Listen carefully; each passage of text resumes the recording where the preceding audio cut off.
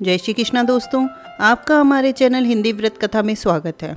दोस्तों, भगवान कृष्ण ने महाभारत काल में ही कलयुग का विस्तृत वर्णन कर दिया था। कलयुग में लोग कैसे होंगे, जीवन कैसे व्यतीत होगा, लोगों का व्यवहार एक दूसरे के प्रति कैसा होगा, यह सब उस काल में ही बता दिया गया था।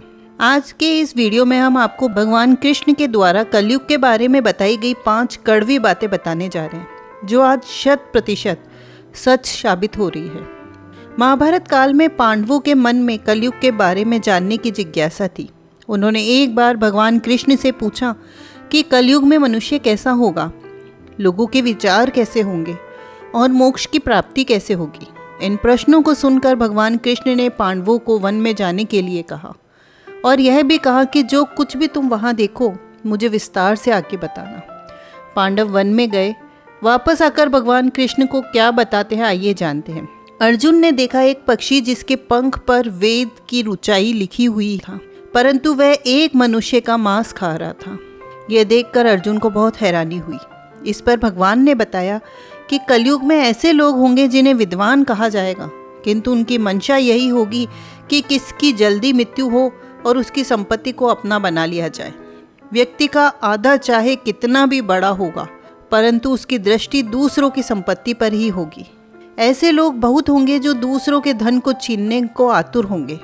नकुल ने देखा कि भारी चट्टान पर्वत से घिरी और बड़े से बड़े वृक्ष भी उसे नहीं रोक पाए, परंतु एक छोटे से पौधे से टकराकर वह चट्टान वहीं रुक गई। इसका अर्थ बताते हुए कृष्ण ने कहा कि कलयुग में मनुष्य की बुद्धि क्षीण होगी, उसका जीवन पतन होगा और इस पतन को धन या सत्ता के वृक्ष रोकने में सक्षम नहीं होंगे, परंतु हरि नाम रूपी एक छोटे से पौधे से मनुष्य का जीवन पतित होने से रुक जाएगा।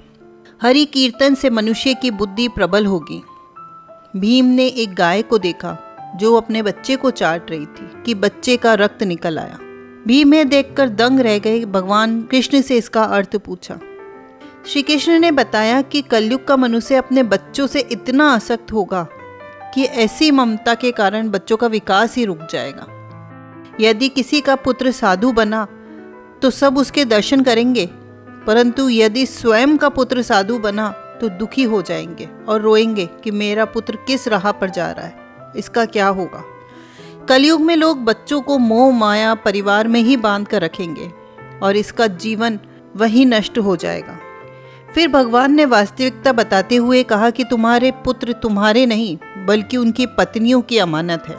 यह शरीर मृत्यु की अमानत है, आत्मा परमात्मा की अमानत है। युधिष्ठिर ने एक सूंड वाले हाथी को देखा और वे बहुत आश्चर्यचकित हो गए। जब उन्होंने कृष्ण को इस दृश्य के बारे में बताया तो भगवान ने उत्तर दिया कि कलयुग में ऐसे लोग राज्य करेंगे जो बोलेंगे कुछ और करेंगे कुछ, और ये लोग दोनों ओर से शोषण करेंगे। सहदेव ने वन में अनेकों कुएं देखे, जिनमें से केवल बीच का कुआं खाली था जो कि सबसे गहरा था।